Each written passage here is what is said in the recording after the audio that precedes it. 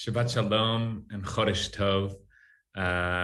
Mazel Tov to our Bat Mitzvah Mia. I have to tell you, I so enjoyed learning with you, and you produced some really beautiful Torah, which we're excited to hear today.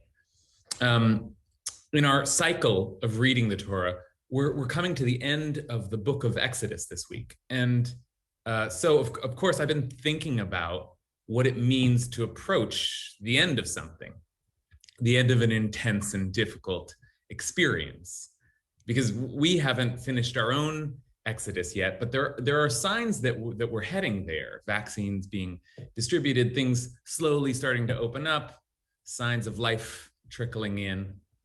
We're not there yet, but with God's help, we're getting there. And so I spent some time this week thinking about the coming to the end of the book of Exodus and wondering how this epic tale, our founding narrative, wraps itself up.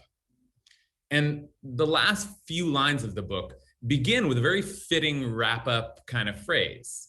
Vayakhel Moshe et hamalacha, and Moshe completed the work of the Mishkan, this portable desert temple. And that's creation language. Just as God completed on the seventh day the work of making a world for us to dwell in, Vayichal Elohim b'yom hashvi malachto, so Moses is completing the work of making a space for God to dwell in. And so God does. The cloud covered the tent, the Torah continues, and the presence of God filled the Mishkan. Wow, God on earth, which is great. But then the next line has kind of an odd feeling to it.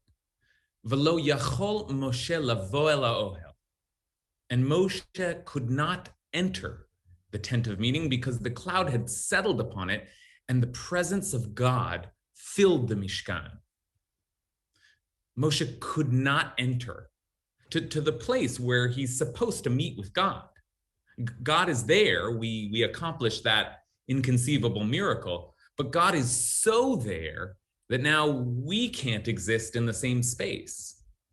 Wasn't that really the point of bringing God down anyway, to be in relationship, in contact with the presence of God? But now that God is here, it's too much. There's no space for us. Now, this puzzling dilemma in the narrative gives birth to a major concept in Jewish theology called the Tzimtzum, the great contraction. And the Tzimtzum is an answer given to a similar kind of problem. The Kabbalists, the Jewish mystics, struggled with this question. If God is everything, how can we exist? How can there be a world at all? Because that would mean there's something other than God, some place where God isn't. So the greatest of the Kabbalists, the Arizal, came up with this solution, the idea of the Tzimtzum. When God, who was everything, wanted to create a world, God contracted, mitzamtzem, withdrew, retracted. God became somehow less so that a space could be created for something else to exist, for us to exist. Now, this is a very strange concept, and its meaning has been fiercely debated for centuries. What does he mean? How does God contract? Is this a physical description? Because our God isn't a physical being. In lo dmut haguf ve'eno guf. It's hard to wrap your mind around the idea of God contracting.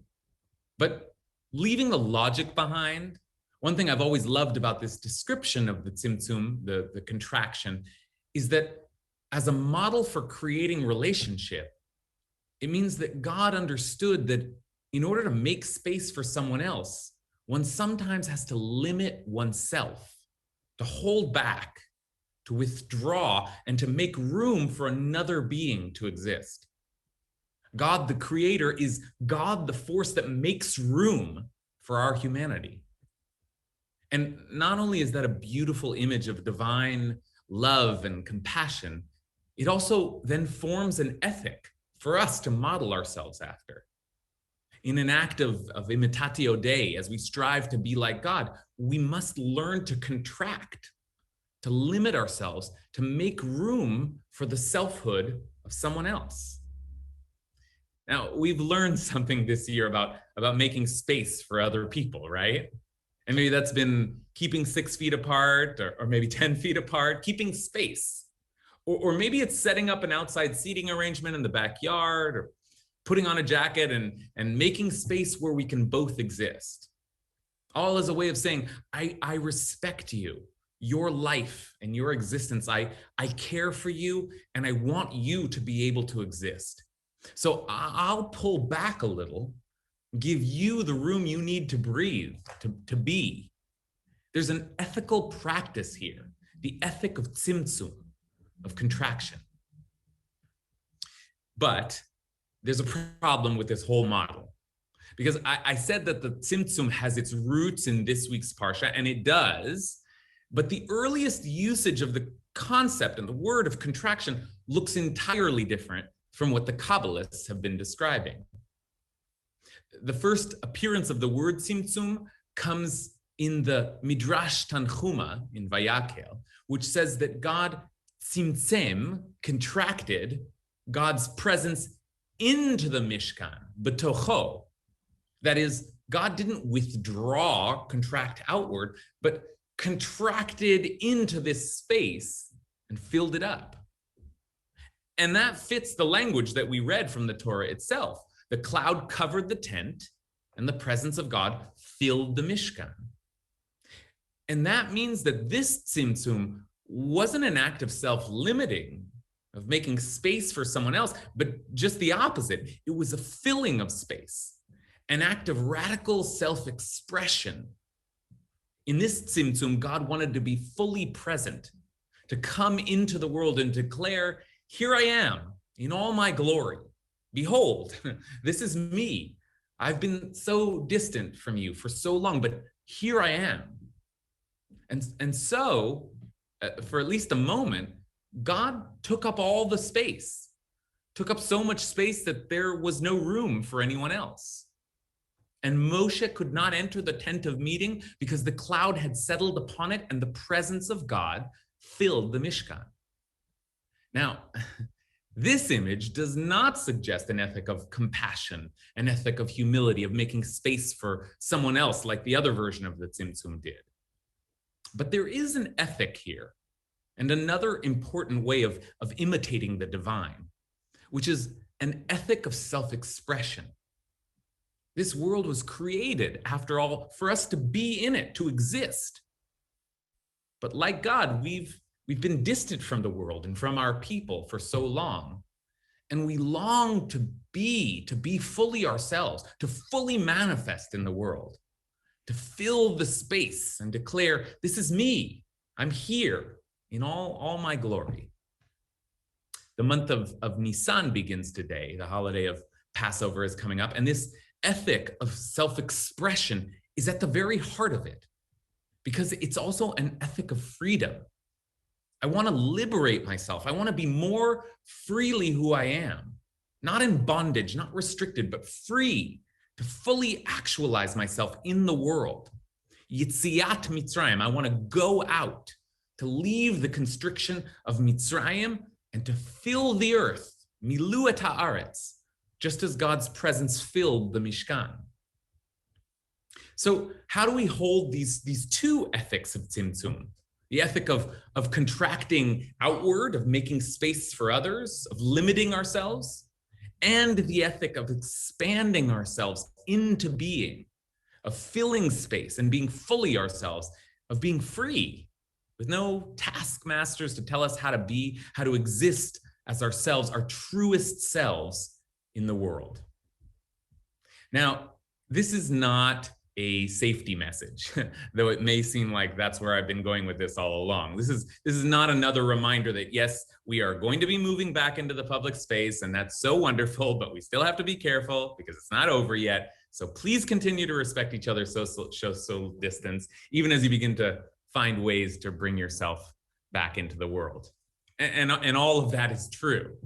But today, I'm not thinking only about how we will exist safely in the world, but also about what it means to simply exist authentically as ourselves in a world full of other beings. And the end of the pandemic provides us with a setting upon which to ask these kinds of existential questions about the nature of selfhood. What will it be like to bring ourselves back into the world, back into regular interaction with other people? What have you learned about who you are this year?